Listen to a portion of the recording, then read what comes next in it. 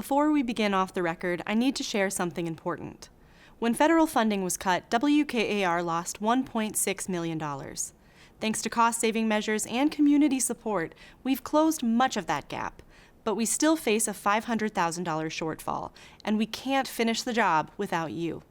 Your financial support keeps programs like Off the Record freely available to everyone in Mid-Michigan. How can you help? Become a sustaining donor today.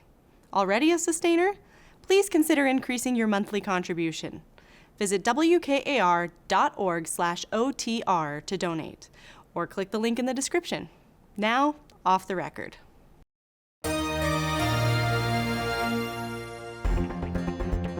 Welcome back to OTR, a very special week this week. They do have a budget deal, at least the framework for same. What does that mean? A correspondence edition is up with Kyle Malin, Clara Hendrickson, Beth LeBlanc, and Bill Ballinger.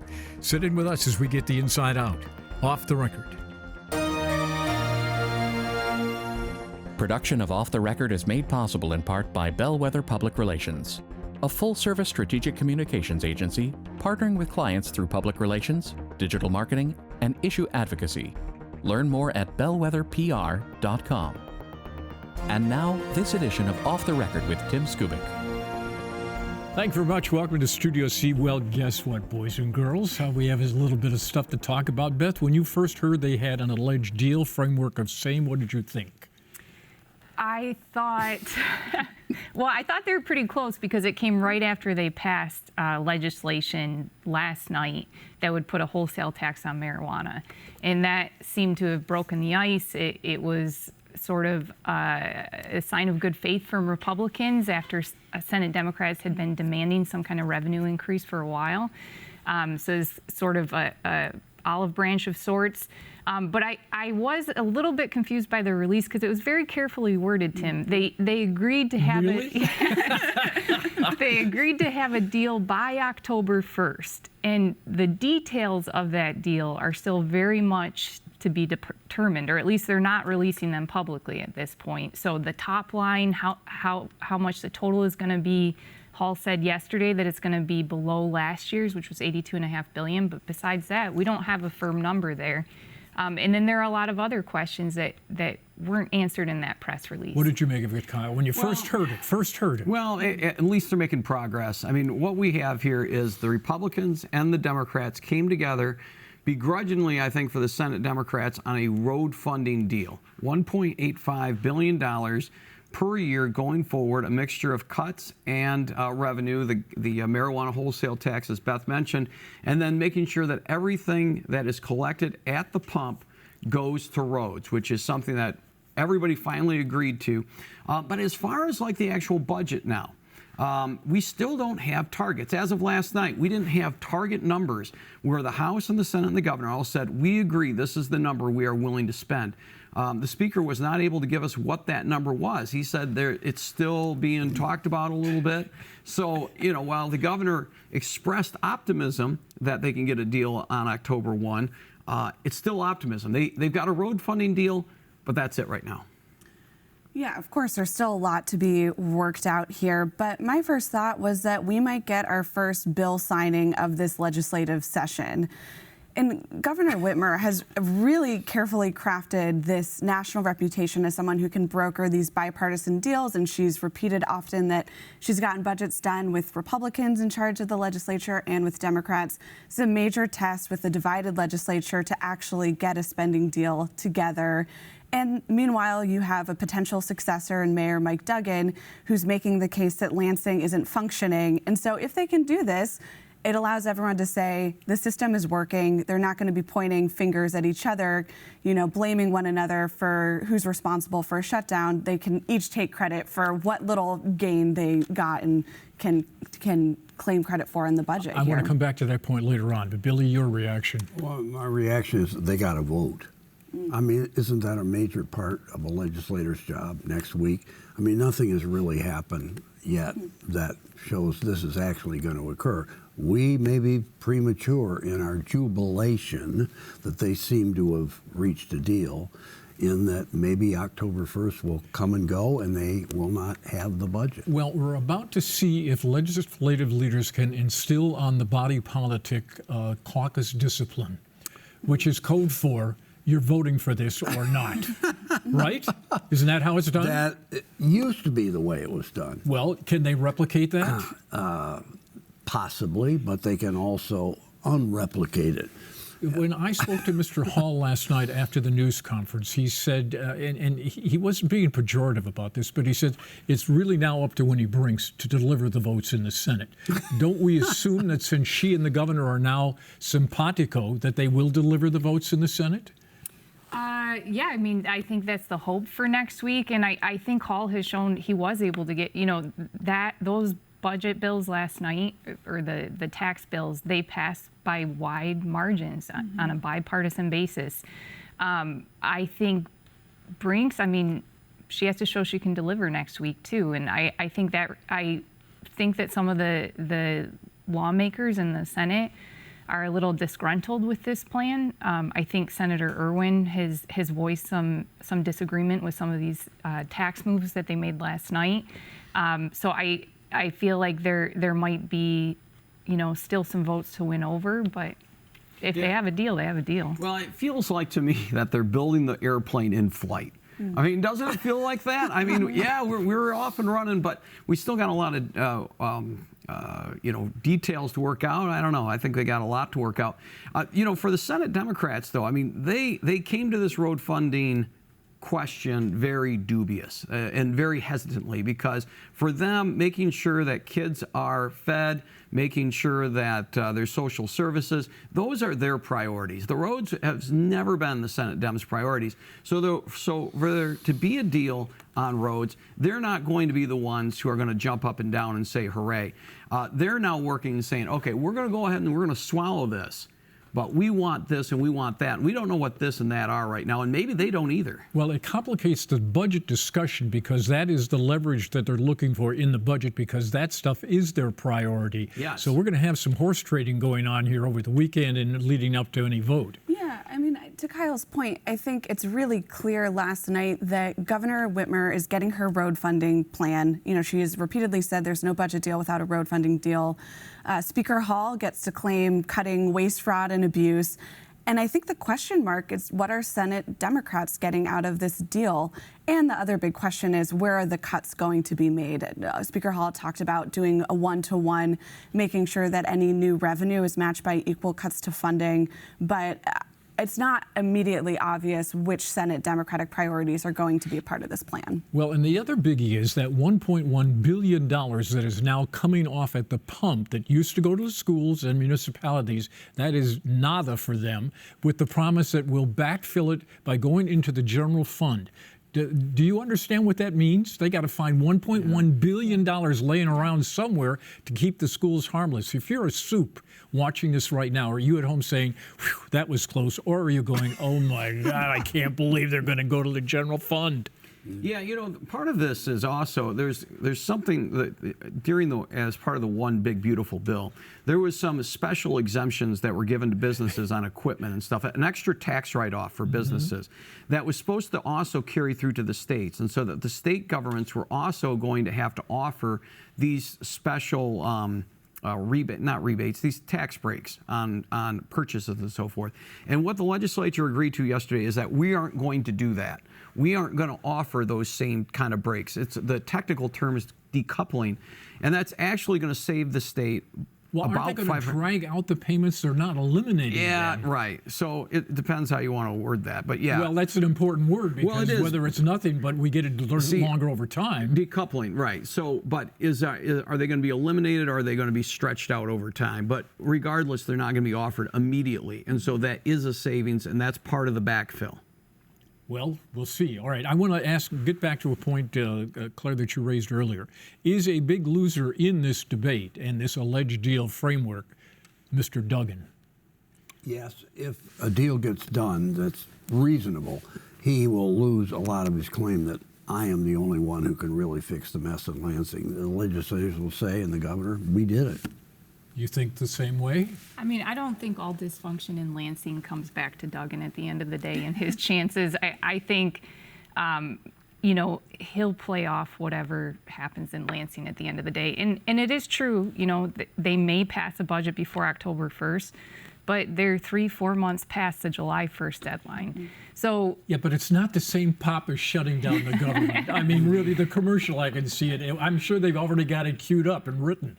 I think it takes some of the air out of that balloon. I mean, it gives him one less example to campaign on, but, you know, take your pick. He has plenty of other things between lame duck. He's talked about the cell phone in classrooms, legislation faltering, plenty of things that he can pick and choose from, examples of where bipartisanship kind of fell apart. One other thing, too, we still got the federal government that could shut down, too. And I know that's different, but in the minds of voters who just see the federal and the state government as all as one and don't really differentiate between the two like we do, they may also think of, we just need somebody to clean up this whole mess. All right, I have a theory that I want to lay before you, that the seeds for this alleged deal and framework were laid on 2 occasions. One, last December, when the governor said she was going to cooperate with Donald Trump, and 2, when they did put together the legislative package on the minimum wage and the tip. And my point here is this. Matt Hall watched the governor's comments, okay? The 2 of them have forged, do we agree or not, a good working relationship. Can I get an amen? Amen. Seems to be functioning. Beth, I don't see your lips moving. Well, it's not. Sure. It's not love and joy, but I it's a didn't say working that it was. relationship. But as you know, the legislative process only works when you develop 2 things, the relationship and the T word, trust. And so when that signal that she sent on Trump, Mr. Hall picked up on that, and then the legislature did solve against a deadline, the thing which laid the, and Mr. Hall has said, I'm fashioning what we're doing on this stuff based on what happened on minimum wage. Is that a silly theory or not? No, it's not silly at all. I mean, I think that's a great theory, that he has been a great study of the system, and he has used that to his advantage in the entire negotiating process as far as working the press, working the process, getting a message out, pounding home like certain priorities that he's wanted. I think he's done a great job. I mean, he's made waste, fraud, and abuse a household term. Listen, we have no question what the House wants out of this process. They don't want any more earmarks. They want to cap the earmarks. They want to get rid of SOAR. They want to get rid of corporate giveaways. They want to fund the roads. They want to get rid of waste, fraud, and abuse. They've made that really clear, and they've done that through the negotiating process too, forging that relationship with the governor, and then making the Senate Dems the fall guys on the whole thing, and making them kind of the beating post, and then kind of inflicting the House and the governor's will on them. And in the fact that they did get a road funding deal done before any budget priorities and budget spending was mentioned, I would consider that a win and an example of a great study. Yeah, I think, Tim, it's a good point that this legislature has proven itself capable of working up until the last minute and then getting a deal done, and Hall sort of being front and center with the governor in making that happen. And I want to go back to Beth's point and take this July 1 deadline seriously. It is a state law that they have to approve a state budget by July 1.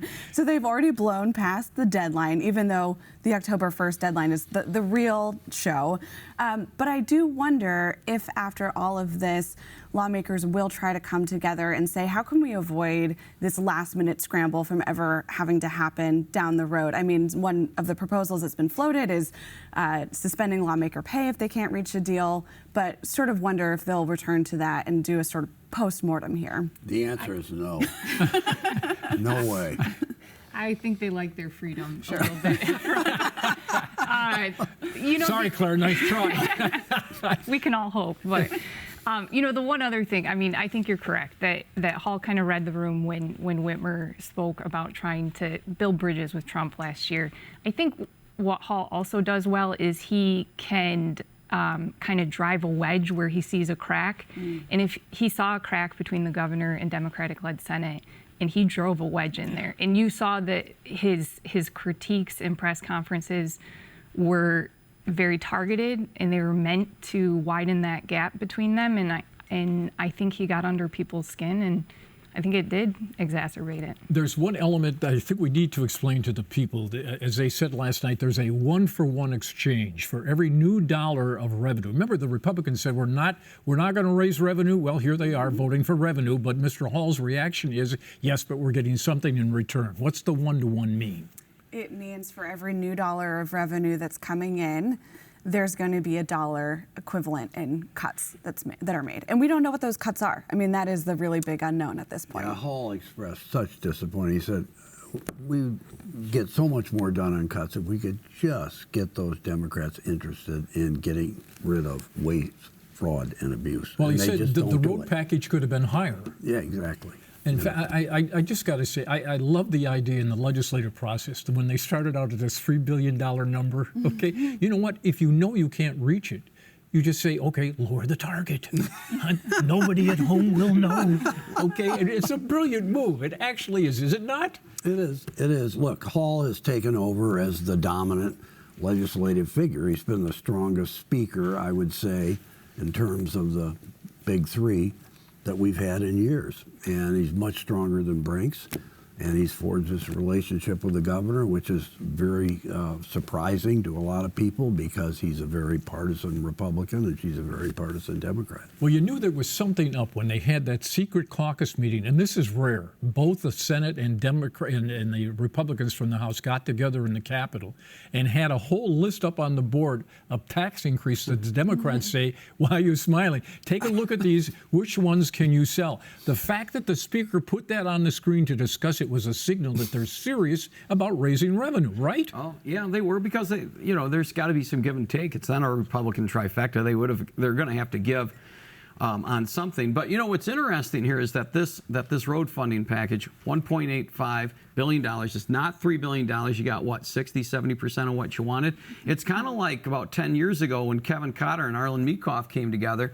They couldn't get the whole banana either. They said, well, we got an extra $1 billion for roads. So I bring this up to say that the road funding question is not dead. We'll be revisiting this another 5 years or some other point in time. We're going to continue to talk about road funding because they didn't get to the magic number. There will be a loss of some jobs as a result of that, but not the 10,000 that the road lobby originally was pitching. I'll just mention one other thing. Voting to hike the wholesale marijuana tax 26% is not the toughest vote on taxes. Well, it's tough for the industry. The industry's not happy.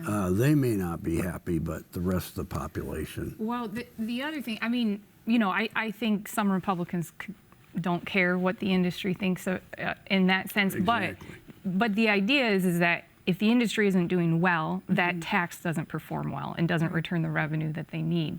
So it is going to be interesting moving forward if prices continue to plunge in Michigan, if more surrounding states start selling marijuana at lower tax rates, is this tax going to produce the revenue that they want? Right. And on top of that, sorry, just one more thing here, because No, that's all right. one thing that you hear from the road folks is that people are buying less gas. The gas tax revenue is not a sustainable long-term source of road funding. So, this is a conversation that is not dead just because lawmakers seem to have reached a deal here. There's going to be future conversations about funding tweaks that might be needed. Their goal is $4 billion. All right, so they're halfway home. I seem to remember, too, when the marijuana folks were trying to get themselves legalized, the big argument for them was, well, just tax us and make all the revenue go to the roads. You guys remember this? Pot for potholes? Pot for potholes. I seem to remember this, so they're getting what they asked for. Legalized pot, it's going to the potholes. Yeah, but somewhere along the line they got religion, okay, and decided it wasn't a good idea. All right, so the unfair question number 82, does the deal fall apart, yay or nay? No, it's too big to fail at this point. But that doesn't mean we won't have some type. We could have some type of shutdown on October 1. But ultimately, they'll come to something. I think that you don't see a big announcement with all of the leaders like this if they don't have the votes. I don't think it falls apart, but I think there might be a supplemental down the road. Mm-hmm. I think there'll be a shutdown, but it will be of brief duration, maybe hours. Billy, read my lips. Wrong. No, not necessarily. The last two times this was up, there was a shutdown. You don't sign a piece of paper and go before the public, although the Speaker was the only one going public last night. They haven't done it. Yeah. Well, we'll see. All right. It could be a continuation. I mean, maybe they have to continue the Absolutely. continue it for They should another. have done that by now. Don't they run into a logistical problem of actually getting the bills printed to Yes. vote on? Okay, that may be the thing that messes up the works. Because look, I mean, they got to have targets, right? And once they get targets, then they send out their subcommittee chairs to come together, and then those folks got to hammer out an agreement, and then you got to get that bill printed, and then you got to get that out. I mean, that process doesn't happen in seconds. That happens in several days. Yeah, and even when they did the tipped wage legislation earlier this year, and it it was was right dicey. before, Yeah. and it was right up to the deadline. It still took like several hours to get to the governor, and all of us were wondering, does she have it yet? Has she signed it yet? And those were hours where that law took place or went into effect technically. And I think so. To Kyle's point, there might be a few hours there where we're questioning what is the status of state government. A profound question that has never been answered. All right, let's talk about Mackinac Island. A straw poll up there. Let's indicate that a straw poll is not a scientific poll, but the lead out of that is that John James did not finish first. Were you surprised? I mean, this is a small sample of the most committed Not according to Eric partisans. Nesbitt. Eric Sure, Nesbitt is of just course not. absolutely I mean, beside himself. You're gonna- Also based on money. Right. But this is not the Republican primary electorate. So let's be clear about that. It's a very crowded field. It's still very early. Nesbitt does seem to sort of have the support of the insiders.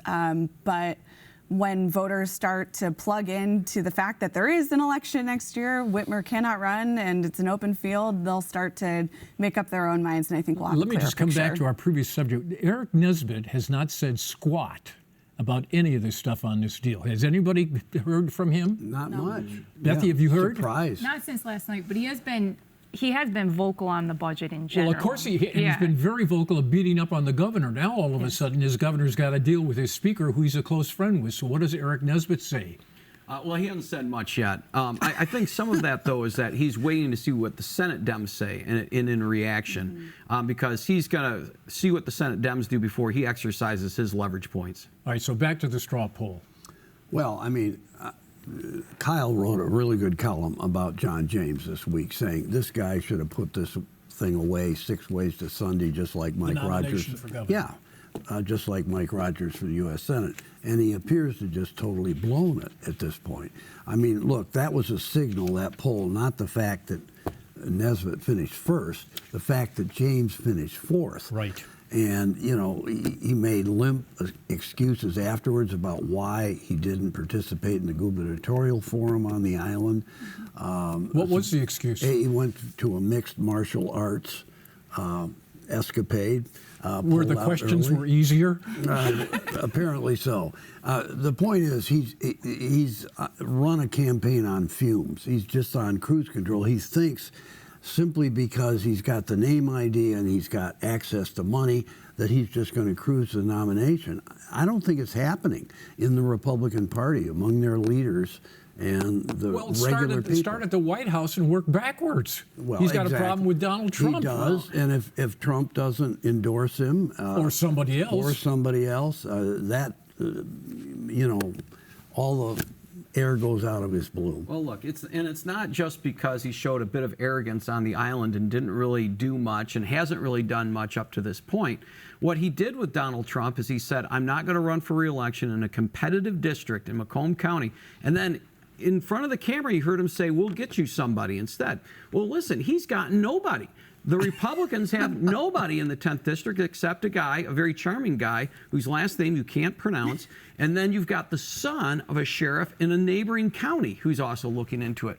Hey, look, the Democratic field is really good in that district. You got a mayor, you got somebody who's well connected in D.C. and has raised a ton of money, and you've got somebody who's run county-wide over there and has got some good name ID in Christina Hines. And then a couple other folks, too, are pretty good candidates. The Republicans feel like John James has abandoned that district, but more importantly, they feel like he's abandoned Trump.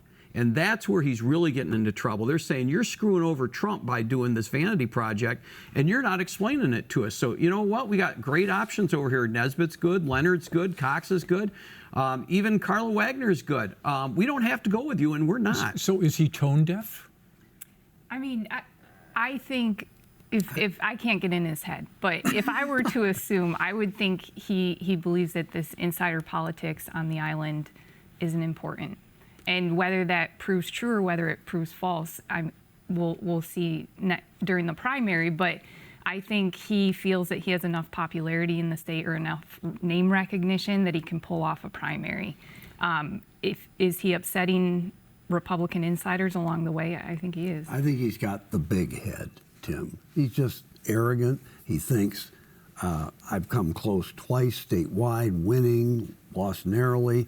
Now I'm a congressman. I've got access to all this money. I should cruise to this and watch. It's going to happen. He's got 10 months to go until the August primary. And the way he's going, he's blowing it big time. And the other opponents in the race, I assume, will make an issue out of this, the Trump factor. Well, Mike Cox is not as shy and a retired guy. He'll go after him. I mean, they could, but they also might not have to. I mean, this week provided an interesting example in contrast where you have former House Speaker Tom Leonard coming out really early with this massive, comprehensive policy platform, sort of laying out his future vision for the state. And then you have James looking backwards, airing grievances about the 2020 election, which he lost. He's won 2 subsequent elections and going after Secretary Benson. I mean, you can kind of see him skipping ahead to the general election and trying to take on a Democratic opponent there. But there has been this divide between looking forward and looking backwards, and I imagine we'll continue to see that play out in the Republican primary. One thing that I went back and looked at the results of the last few Republican straw polls, and the last time we had one in, what was 2017, James Craig won it, but we all thought that he was going to do it before he collapsed. Second place was Tudor Dixon. She won the nomination. The one before that, Bill Schuette versus Brian Calley. Bill Schuette won the straw poll, won the nomination. 2009, we had Cox, Hoekstra, Bouchard, and some guy named Rick Snyder running in that straw poll. You know who won the straw poll? Rick Snyder. So I guess the unscientific poll is scientific. I guess I missed something in the translation there. Anyway, listen, thank you guys. Great show. Let's see, next week's show should really be interesting, okay, to see if they get this stuff done. Thanks for tuning in. Thanks to all of you. Everybody have a peaceful weekend. Thanks. Production of Off the Record is made possible in part by Bellwether Public Relations, a full-service strategic communications agency partnering with clients through public relations, digital marketing, and issue advocacy. Learn more at bellwetherpr.com. For more Off the Record, visit WKAR.org. Michigan public television stations have contributed to the production costs of Off the Record.